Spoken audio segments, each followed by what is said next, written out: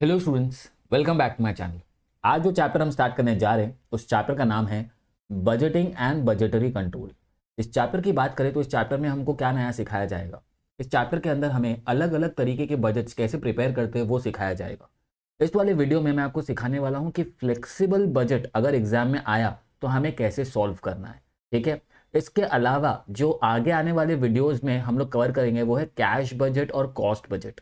वैसे और भी कई सारे बजट्स हैं, बट ये जो तीन है ना ये इंपॉर्टेंट है। तीन में से भी अगर मैं कहूँ तो कैश बजट और फ्लेक्सिबल बजट ज़्यादा इंपॉर्टेंट है। ठीक है, तो पहले हम लोग फ्लेक्सिबल बजट कवर करेंगे, फिर कैश बजट, और फिर लास्ट में मैं एक दो वीडियो बना दूंगा जिसमें हम लोग कॉस्ट बजट या परचेज बजट कैसे बनाते हैं वो सिखाऊंगा मैं आपको। ठीक है, तो एक काम करते हैं, डायरेक्टली हमारे एग्जाम्पल में जाते हैं, एग्जाम्पल को रीड करते हैं। इसका सोल्यूशन का फॉर्मेट कैसे होगा वो मैं आपको एग्जाम्पल सॉल्व करते करते ही बता दूंगा। ठीक है, तो ये रहा हमारा पहला एग्जाम्पल जो हम लोग सॉल्व करने वाले। ठीक है, तो एग्जाम्पल में क्या बोला है, एग्जाम्पल में बोला है एट 90% कैपेसिटी एबीसी लिमिटेड। अब एबीसी लिमिटेड एक कंपनी है जो कितने परसेंट कैपेसिटी पे काम कर रही है, 90% पे। अब जब ये 90% कैपेसिटी पे काम करती है तो कितने यूनिट्स बना रही है, 10,800 यूनिट्स बना रही है। और 10,800 यूनिट्स बनाने के लिए उसको कितने खर्चे होते हैं ना, उस खर्चे का एस्टीमेट हमको दिया है। सबसे पहले दिया है डायरेक्ट मटेरियल। वैसे मैं आपको बता दूं इस चैप्टर में ना हमको खर्चे अलग अलग इसमें बांटने हैं, जैसे for example fixed and variable. तो डायरेक्ट मटेरियल को हम लोग हमेशा इसको मेंशन नहीं किया जाएगा, ये हमेशा क्या माना जाएगा पता है, वेरिएबल कॉस्ट। डायरेक्ट लेबर इसके बारे में भी हमको कुछ बताया नहीं जाएगा, ये हमेशा क्या माना जाएगा, वेरिएबल कॉस्ट। इसमें तो नाम में ही लिखा है अदर वेरिएबल एक्सपेंसेस, तो कोई टेंशन ही नहीं है। उसके बाद एडमिनिस्ट्रेटिव ओवरहेड्स दिया है। एडमिनिस्ट्रेटिव ओवरहेड्स हमको दिया है 6, और उसमें से बोला है 40% वेरिएबल है। तो हमको क्या करना पड़ेगा, इसका दो पार्ट करना पड़ेगा। ठीक है, तो हम लोग एक काम करते हैं, कैलसी ले लेते हैं। 6 × 40 / 100 तो आ रहा है 2.4। इसका मतलब 6 में से 2.4 ये जो है ना ये वेरिएबल है, और बचा हुआ 3.6 क्या होगा, फिक्स्ड। 3.6 कैसे आया, 6 में से मैंने माइनस कर दिया, -6। ठीक है, 3.6, तो मतलब ये 6 के अंदर 2.4 वेरिएबल खर्चा है और फिक्स खर्चा है 3.6। फिर दिया है सेलिंग ओवरहेड 3 के अंदर भी दो पार्ट करना पड़ेगा। 3 का 75% अगर निकाले, 3 × 75 / 100 तो आ रहा है 2.25। 2.25 वेरिएबल कॉस्ट है, तो मैं यहाँ लिख देता हूँ 2.25 के सामने वेरिएबल। एंड जो बचा हुआ 0.75 है वो क्या हो जाएगा, फिक्स्ड खर्चा हो जाएगा। अब बचा है ये आखिरी 3, इसके अंदर भी हमको क्या करना पड़ेगा, दो पार्ट करना पड़ेगा। 20% वेरिएबल है, तो 20% कितना आएगा, 3 का 20% अगर हम लोग करें, 3 × 20 / 100 इज इक्वल्स टू 0.6। तो मैं यहाँ पर डाल देता हूँ 0.6। ठीक है, एंड इसका अगर ये करेंगे तो बचा हुआ आएगा 2.4। ठीक है, 2.4। देखो 3 करेंगे तो 2.4 आ रहा है बराबर। ठीक है, उसके बाद सेलिंग प्राइस पर यूनिट कितना दिया है, 60 रुपीज़ दिया है। ठीक है, सेलिंग प्राइस भी दे दिया है। एंड बोला है, देखो सबसे इंपॉर्टेंट बात यहाँ पर क्या बोला है, प्रिपेयर फ्लेक्सिबल बजट। ठीक है, फ्लेक्सिबल बजट बनाना है 70%, 80% और 100% यूटिलाइजेशन ऑफ कैपेसिटी पे। ठीक है, अच्छा देखो मुझे पता है 90% पे हम लोग का कैपेसिटी कितना है, 10,800। ठीक है, इतना यूनिट्स हम लोग बनाते हैं। अब अगर सपोज मुझे 70% के लिए ढूंढना है कि 70% का आउटपुट कितना रहेगा, तो हम लोग क्या करेंगे, क्रॉस मल्टीप्लाई। कि अगर 90 पे इतना है तो 70 पे कितना, तो मैं क्रॉस मल्टीप्लाई करके अभी फाइंड कर लेता हूँ। 70 × 10,800 डिवाइड बाई 90, तो 8,400 आ रहा है। इसका मतलब 70% पे हम लोग कितना आउटपुट बनाएंगे, 8,400। अब अगर सपोज यहाँ से मैं डाल दूँ 80, क्रॉस मल्टीप्लाई करके फिर से हमको पता चल जाएगा, 80 × 10,800 डिवाइड बाई 90, तो आ रहे 9,600 यूनिट। मतलब 80% पे ना हम लोग कितने यूनिट्स बनाएंगे, 9,600। और अगर लास्ट में 100% से मल्टीप्लाई कर देंगे तो हमको ये पता चल जाएगा 100% कैपेसिटी में कितना आ रहा है। तो 100 × 10,800 डिवाइड बाई 90, तो आ रहा है 12,000 यूनिट्स। तो यहाँ पर मैं लिख देता हूँ 12,000 यूनिट्स। आपको हमेशा एक काम करना है, सबसे पहला, अगर तो सब में यूनिट्स दे दिया तो कोई टेंशन ही नहीं है, बट अगर सपोज परसेंटेज दिया है कैपेसिटी यूटिलाइजेशन का, तो सबसे पहला काम करो आउटपुट फाइंड कर दो। एक बार आउटपुट मिल गया हमारा काम हो गया। ठीक है, ओके। इसके बाद हमको हमारे सोल्यूशन का फॉर्मेट बनाना है, ये हमारे सोल्यूशन का फॉर्मेट है, ये हमारा फ्लेक्सिबल बजट है। ठीक है, यहाँ पर मैं डाल दूंगा पर्टिकुलर्स के बाद, अच्छा हम लोग को कितना बोला था, 70 80%, 90% और 100%, इसलिए मैंने इतने कॉलम बनाया। जितने कॉलम, ये याद रखना आपको, कॉलम के साथ अमाउंट और सीपीयू दोनों होना ज़रूरी है। यहाँ पर आने वाला है सीपीयू, यहाँ पर आने वाला है हमारा अमाउंट, यहाँ पर आने वाला है सीपीयू, यहाँ पर आने वाला है हम लोग का अमाउंट, यहाँ पर भी आएगा सीपीयू, यहाँ पर आ जाएगा amount, again per unit, and then यहाँ पर अमाउंट। ठीक है, यहाँ पर मैं मेरा आउटपुट डाल देता हूँ कि मेरा आउटपुट कितना है। आउटपुट सबसे ज़्यादा ज़रूरी है। ठीक है, तो आउटपुट कितना कितना आया था, 8400, तो मैं यहाँ पर डाल देता हूँ 8400, देन 9600, तो यहाँ मैं लिख देता हूँ 9600। ये था 10800 जो हमको पहले से दिया था, एंड 100% का हमने फाइंड किया था 12000। ठीक है, आउटपुट सबसे ज़्यादा ज़रूरी है। एक बार आउटपुट मिल गया उसके बाद हम लोग का काम ईजी हो जाएगा। ठीक है, ओके। तो सबसे पहले मैं आपको बता दूं कि हमको सम स्टार्ट कैसे करना है। ठीक है, सबसे पहले आएगा सेल्स। ठीक है, क्या हम लोग को सेलिंग प्राइस पर यूनिट दिया, देखो सबसे पहले तो 90 का इन्फॉर्मेशन दिया ना, तो हम लोग को 90 का इन्फॉर्मेशन ही भरना है। हम लोग को सेलिंग प्राइस दिया है क्या, हाँ दिया है, कितना, 60 रुपीज़, सॉरी नॉट 90, 60 रुपीज़, तो यहाँ मैं लिख देता हूँ 60 रुपीज़। ठीक है, अब अगर सपोज मुझे अमाउंट फाइंड करना, अमाउंट कैसे मिलेगा पता है क्या, 10,800 को मुझे क्या करना पड़ेगा, 60 से मल्टीप्लाई करना पड़ेगा। ठीक है, तो मैं कर देता हूँ 10,800 इंटू 60, तो सेल्स आ रहा है 6,48,000, तो यहाँ पर मैं लिख देता हूँ 6,48,000। उसके बाद इसमें से मुझे माइनस करना है वेरिएबल कॉस्ट। अब जितने भी वेरिएबल खर्चे ना वो सब मैं यहाँ पर लिखने वाला हूँ। ठीक है, तो सबसे पहला वेरिएबल कॉस्ट मुझे जो सब में दिया था वो था डायरेक्ट मटेरियल, तो मैं यहाँ पर लिख दूंगा डायरेक्ट मटेरियल। ये हमारा फॉर्मेट है क्या, हाँ, सबसे पहले सेल्स आएगा उसमें से हम लोग वेरिएबल कॉस्ट माइनस करेंगे। देन दूसरा जो वेरिएबल कॉस्ट हम लोग को दिया था वो था डायरेक्ट लेबर। तीसरा जो हम लोग को दिया था वो था वेरिएबल एक्सपेंस, उसका नाम था, तो मैं लिख देता हूँ वेरिएबल एक्सपेंस। ठीक है, उसके बाद देखो एडमिनिस्ट्रेटिव में भी वेरिएबल है ना, तो मैं यहाँ पर जाकर लिख देता हूँ एडमिन, यहाँ पर हम लोग वेरिएबल वाला पार्ट ले लेंगे। उसके बाद हम लोग को दिया है सेलिंग और फिर प्रोडक्शन, तो मैं डाल देता हूँ सेलिंग में भी है एंड प्रोडक्शन में भी है।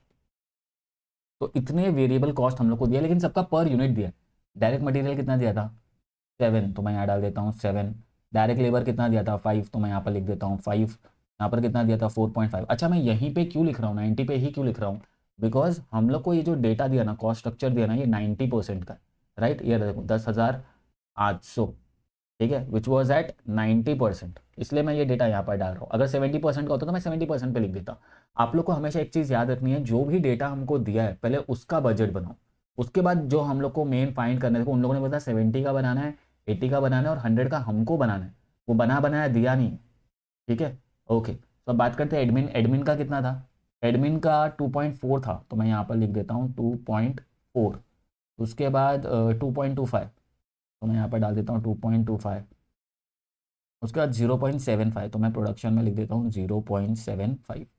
ठीक है, okay, sorry sorry sorry, production का था 0.6, 0.6, प्रोडक्शन का 0.6 है वेरिएबल कॉस्ट, एंड सेलिंग का था 2.25, तो 2.25 ये हम लोग को क्या मिल गया, हम लोगों का ये है हम लोगों का वेरिएबल कॉस्ट स्ट्रक्चर का पर यूनिट। ठीक है, तो जब हम लोग को वेरिएबल कॉस्ट का पर यूनिट मिल जाता है तो हम लोग क्या कर देते हैं, इसकी मदद से सबसे पहले अमाउंट फाइंड कर लेते हैं। ठीक है, तो अभी हम लोग क्या करेंगे, अमाउंट फाइंड करने वाले। अमाउंट कैसे मिलेगा, सबको किससे मल्टीप्लाई करना है, 10,800 को मल्टीप्लाई करेंगे 7 से, 10,800 को मल्टीप्लाई करेंगे 5 से, फिर से 10,800 को मल्टीप्लाई करेंगे 15 से, सॉरी 4.5 से, 4.5 है, तो मैं लिख देता हूँ 4.5, ओके। देन मल्टीप्लाई कर देते हैं, काम करते हैं, सबसे पहले ढूंढ लेते हैं 10,800 इंटू 7, तो आ रहा है 75,600, तो मैं लिख देता हूँ 75,600, 75,600। देन फिर हम लोग वापस से करेंगे 10,800 इंटू 10,800 इंटू 5, तो आंसर आ रहा है 54,000, तो यहाँ पर मैं लिख दूंगा 54,000। उसके बाद अगेन 10,800 इंटू 4.5, तो आंसर आ रहा है 48,600, तो यहाँ मैं लिख देता हूँ 48,600।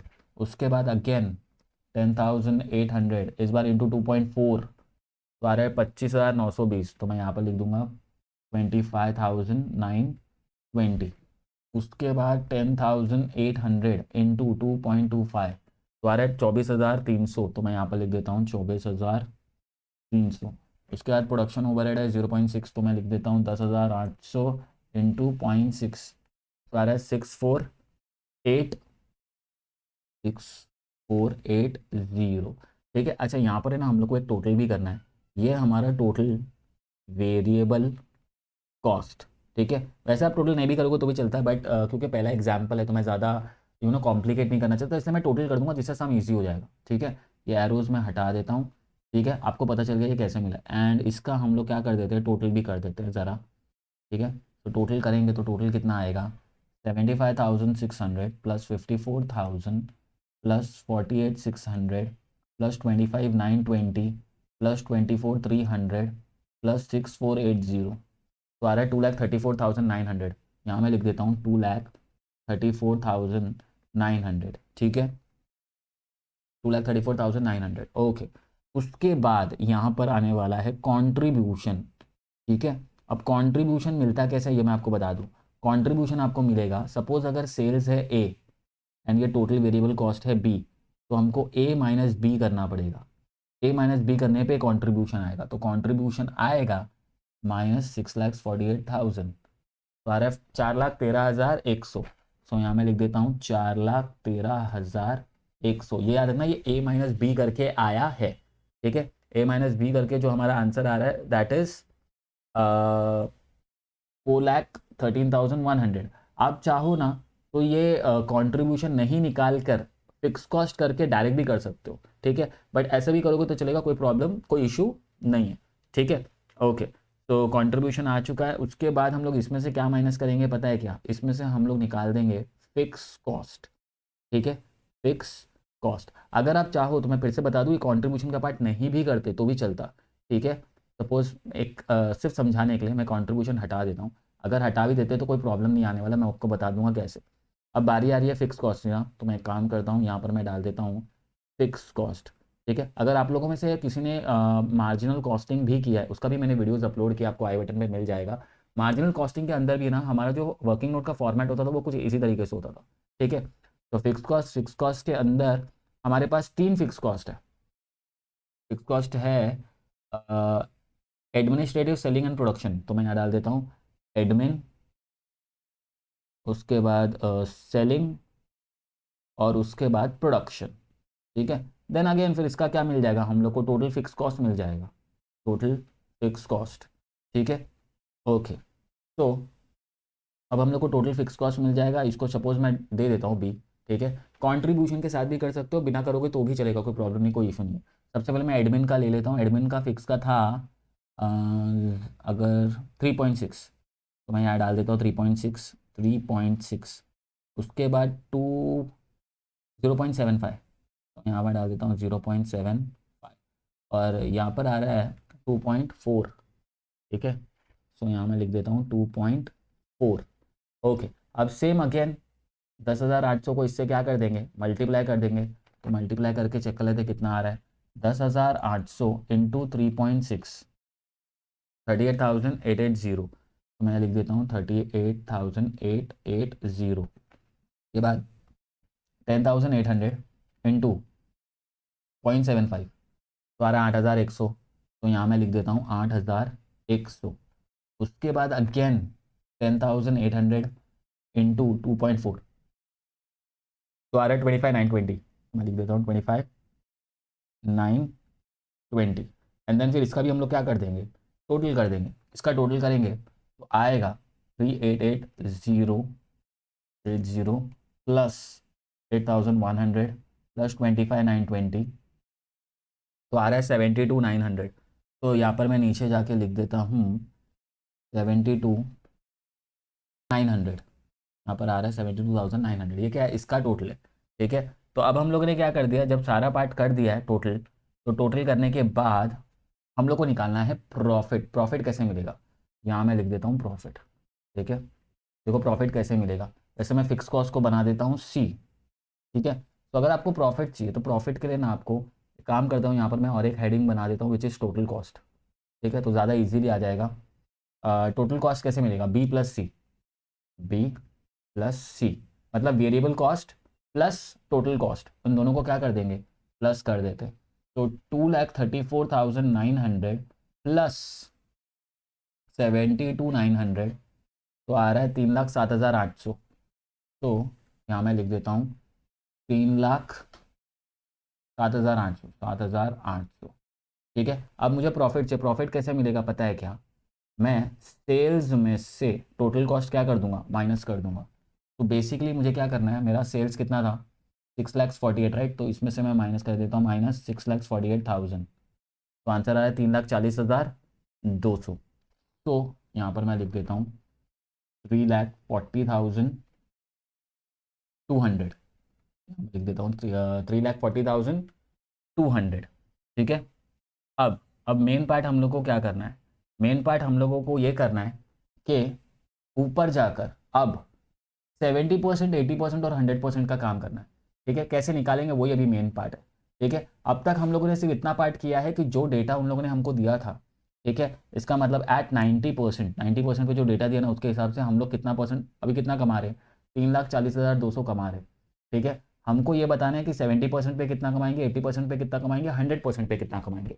अब मेन चीज आने वाला है, आप लोग को मैं बता दूं क्या करना है। अब आप लोग को सबसे पहले अगर सपोज मैं 70% का बजट बनाऊंगा तो भी करना क्या है, वेरिएबल कॉस्ट, ये वेरिएबल कॉस्ट था बराबर, ये सारा का सारा, इसमें क्या चीज़ सेम रहता है, इसमें सेम रहेगा हमारा सीपीयू। ठीक है, ये क्या रहने वाला है, सेम रहने वाला है 2.25, 0.6। ठीक है, यह चीज़ आपको याद रखना है कि जो वेरिएबल खर्चा है ना वो क्या रहेगा, सेम सीपीयू। सीपीयू के अंदर देखो यहाँ पर भी मैंने कितना डाल दिया, 7, 5, 4.5, 2.4, 2.25, 0.6।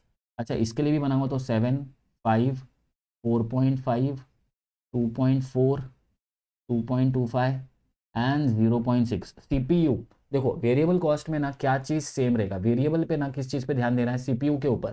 ठीक है, और जो फिक्स्ड खर्चा है ना, फिक्स्ड, ये फिक्स्ड खर्चे है ना, फिक्स्ड खर्चों में अमाउंट सेम रहता है।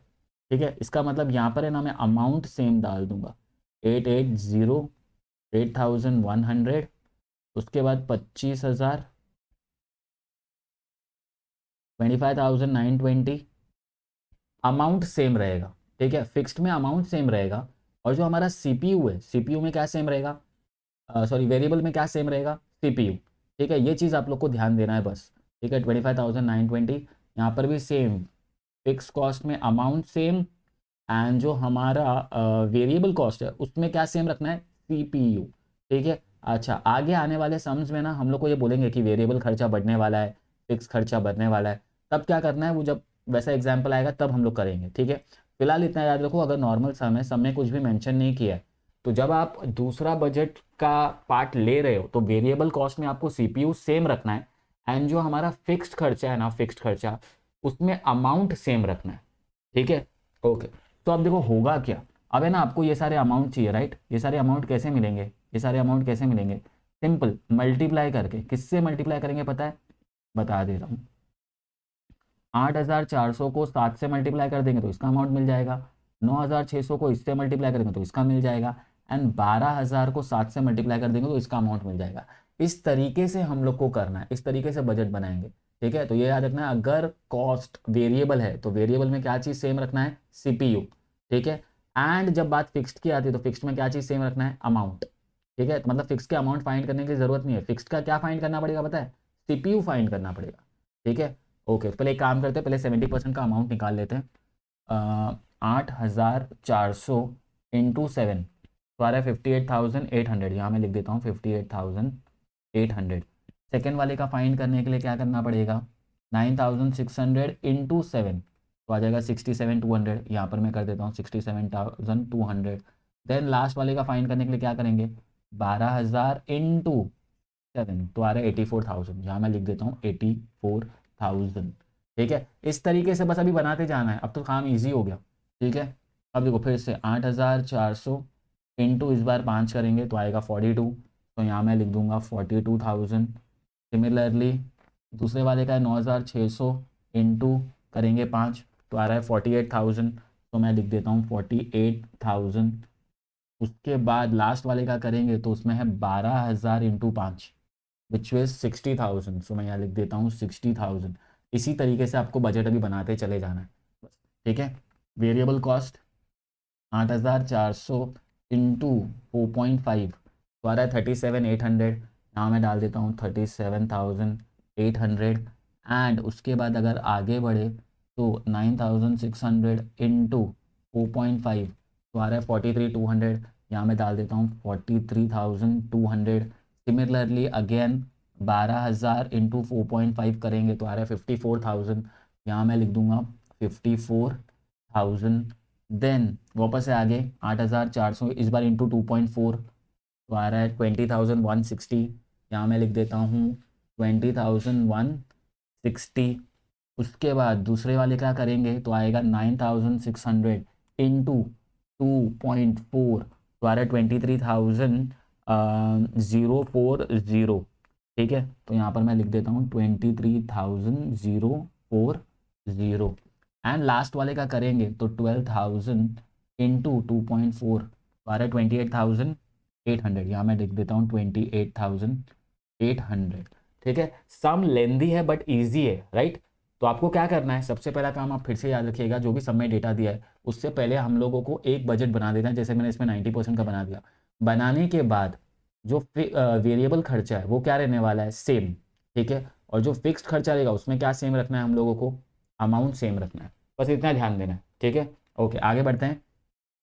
अब आएगा 8,400 इंटू 2.25 विच इज़ 18,900। तो यहाँ पर मैं लिख देता हूँ 18,900। देन काम करता हूँ 70% का ख़त्म कर देता हूँ। 8,400 इंटू 0.6 तो आ रहा है 5040। यहाँ मैं डाल देता हूँ 5040 और इसका टोटल भी कर देता हूँ, ठीक है। ओके, एक बार फिर से चेक कर लेते हैं। 8,400 इंटू 0.6, हाँ 50। ठीक है, अब टोटल भी कर देते हैं। 58,800 plus 42,000 plus 37,800 plus 20,160 plus 18,900 plus 5040 182,700। यहाँ मैं डाल देता हूँ 182,700 182,700। अच्छा, अच्छी बात है कि इसका तो चेंज ही नहीं होगा ना, फिक्स कॉस्ट तो सेम ही रहेगा, इसीलिए तो इसको फिक्स बोलते हैं। फिक्स कॉस्ट क्या रहता है, एक ऐसा कॉस्ट है जो फिक्स्ड रहता है, चाहे हम लोग कितने भी परसेंट पे काम करें। चाहे मैं 8,400 बनाऊँ, चाहे मैं 9,600 बनाऊँ, चाहे मैं 10,800 बनाऊँ, चाहे 12,000 बनाऊँ, जितना भी बनाऊँ, मेरा जो फिक्स्ड कॉस्ट है ना वो सेम ही रहेगा, वो चेंज होगा नहीं। बस इतना हम लोगों को याद रखना है कि जो हमारा फिक्स कॉस्ट है वो चेंज नहीं हो रहा है, वो क्या रहने वाला है, सेम। ठीक है, ओके। और वेरिएबल कॉस्ट, देखो वेरिएबल कॉस्ट चेंज हो रहा है। वेरिएबल कॉस्ट का डेफिनेशन ही ऐसा है कि change in output, output change होता है, वेरिएबल कॉस्ट भी चेंज हो जाता है। आउटपुट ज़्यादा, वेरिएबल कॉस्ट ज़्यादा। ठीक है, अच्छा, अगर इस लेवल पे मुझे प्रॉफिट निकालना है तो मैं निकाल सकता हूँ क्या, हाँ। कैसे, प्लस इसमें प्लस कर देते हैं 72,900 255,600। तो यहाँ जाके मैं टोटल कॉस्ट लिख देता हूँ 255,600। अच्छा, सेल्स मैंने फाइंड किया क्या, सेल्स, सेल्स नहीं निकाला है। सेल्स क्या रहने वाला है, सेम 60 रुपीज़। तो सेल्स निकाल लेते हैं पहले। 8,400 इंटू 60 तो आ रहा है 5,04,000। यहाँ मैं लिख देता हूँ 5,04,000। एंड इसमें से टोटल कॉस्ट अगर माइनस कर देंगे विच इज़ माइनस 255,600 248,400। यहाँ मैं लिख देता हूँ 248,400। ये हो गया हम लोग का एक और एक पार्ट खत्म। ठीक है, अच्छा, खत्म करने से पहले ना यहाँ पर ये जो फिक्स कॉस्ट है ना, फिक्स कॉस्ट के बाजू में आपको जो नज़र आ रहा है ना जगह, या हमको सीपीयू फाइंड करना है। क्या फाइंड करना है, सीपीयू। सीपीयू कैसे मिलेगा, देखो अमाउंट फाइंड करना है तो मल्टीप्लाई करो। जैसे ये हम लोग को 58 कैसे मिला था, ये 58 का पार्ट हम लोग को मिला जब मैंने 8,400 को सीपीयू से मल्टीप्लाई किया, राइट। अभी मेरे पास अमाउंट है यहाँ पर, तो लॉजिकली सोचो, अमाउंट है और सीपीयू ढूंढना है तो क्या करेंगे पता है, डिवाइड। कैसे, अमाउंट 38,080 डिवाइड बाय 8,400। तो इस बार सीपीयू आ रहा है 4.62, तो मैं यहाँ पर लिख दूंगा 4.62। इसमें हमने सीपीयू ढूंढा, ठीक है। 8,400 है ना, 100 डिवाइड बाय 8,400 तो आ रहा है 0.96। तो यहाँ पर मैं लिख दूंगा 0.96, ठीक है। उसके बाद जो आखिरी वाला है वो है 25,920 डिवाइड बाय 8,400 तो आ रहा है 3.08। मैं यहाँ पर लिख देता हूँ 3.08। ठीक है, आप चाहो तो टोटल का भी CPU निकाल सकते हो। ठीक है, आपको आइडिया आ ही गया कि क्या करना है। ठीक है, तो फिक्स कॉस्ट में हम लोग क्या फाइंड करते हैं, CPU, एंड जो वेरिएबल कॉस्ट है उसमें हम लोग क्या फाइंड करते हैं, अमाउंट। ये बस याद रखना है, बाकी पार्ट सिंपल है। ठीक है, ओके, तो आगे बढ़ जाते हैं, इसको भी कंप्लीट कर देते हैं ज़रा। 80% पे थे हम लोग, 80% पे है 9600 को मल्टीप्लाई करना है 2.25 से, तो आ रहा है 21,600। यहाँ मैं लिख देता हूँ 21,600, 21,600, देन 9,600, 9,600 इंटू 0.6, तो आ रहा है 5760। सो मैं यहाँ डाल देता हूँ 5760। देन अगेन इसका भी क्या करना पड़ेगा, टोटल करना पड़ेगा, तो ज़रा टोटल कर देते हैं एंड इसका सेल्स भी फाइंड कर लेते हैं। सबसे पहले एक काम करते हैं, यहाँ पर मैंने सेल्स नहीं फाइंड किया है, यहाँ भी लिख देते हैं 60, यहाँ पर भी आ जाएगा 60। सेलिंग प्राइस के बारे में कुछ नहीं बोला है, अगर वो लोग बोलते हैं कि सेलिंग प्राइस चेंज हो रहा है तो मैं चेंज्ड वाला ले लेता, इसमें नहीं दिया तो मैं सेम ही ले रहा हूँ। ठीक है, सो 9,600 इंटू 60, तो आ रहा है 5,76,000। सो यहाँ पर मैं लिख देता हूँ 5,76,000 सेल्स मिल गया। अब टोटल करके ज़रा वेरिएबल कॉस्ट भी निकाले थे, 6,72,000, sorry 67,200 plus 48,000 plus 43,200 plus 23,040 plus 21,600 plus 5,760, तो आ रहा है 2,08,800। तो मैं यहाँ लिख देता हूँ 2,08,800। ठीक है, इसका CPU भी फाइंड कर ले क्या, CPU फाइंड करने के लिए क्या करना पड़ेगा, डिवाइड बाय 9,600, तो 2175। तो मैं यहाँ पर चाहूँ तो लिख सकता हूँ 21.75। सिमिलरली ऐसे ही आप दूसरे टोटल्स का भी CPU निकाल सकते हो। अच्छा, इसका CPU निकाल लेता हूँ मैं फिक्स कॉस्ट का, 38880 डिवाइड बाई 9,600, इसका CPU आ रहा है 4.05, तो मैं लिख देता हूँ 4.05। दूसरा 8,100 है, तो 8,100 डिवाइड बाय 9,600, इसका CPU आ रहा है 0.84, तो यहाँ मैं लिख देता हूँ 0.84। उसके बाद 25,920 डिवाइड बाय 9,600, तो आ रहा है 2.7, तो मैं लिख देता हूँ 2.7। टोटल का भी करना चाहते हो तो 72,900 डिवाइड बाय 9,600, तो 7.59 आ रहा है, तो मैं यहाँ पर लिख देता हूँ 7.59।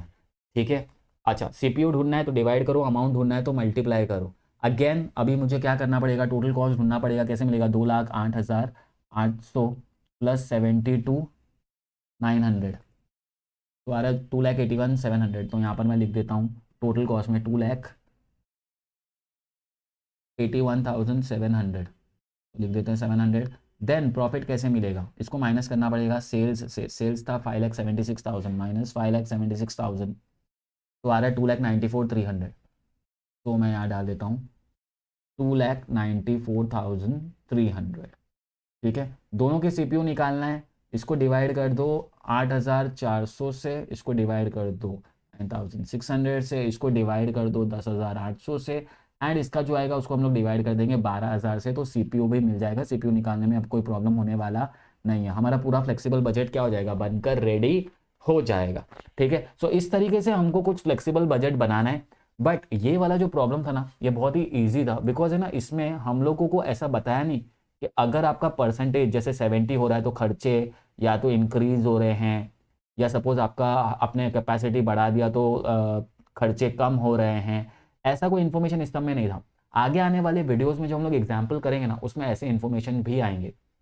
तो आपको याद रखना है कि जब कभी हम लोग वेरिएबल कॉस्ट की बात कर रहे हैं तो वेरिएबल कॉस्ट में आपका ध्यान किसके ऊपर होना चाहिए, CPU के ऊपर।